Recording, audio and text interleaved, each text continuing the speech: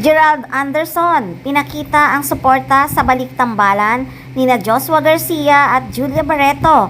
Kaya nga daw sila nagtagal ni Julia dahil supportive sila sa bawat isa.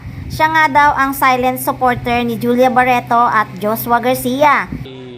Silent supporter, grabe. I'm very super, alam ko pinaghirapan niya yan, and I'm just ganun eh. That's why it's been like this, na naging okay kami for so many years, is because sinasuportahan namin ang isa't isa. So you just give it to her. It's her time.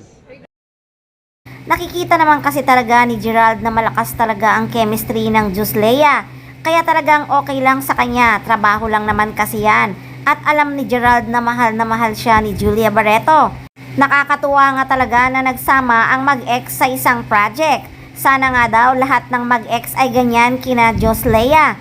Kasi yung saya at kilig ng mga fans hindi nababayaran.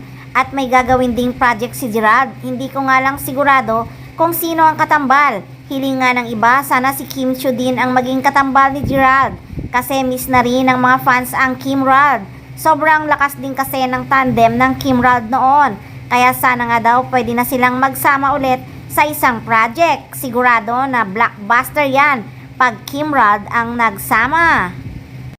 At willing naman si Kim Chiu na magsama ulit sila sa isang project ni Gerald Anderson. Nako, baka talagang ipush yan ng management na magtambal uli ang Kim Rod.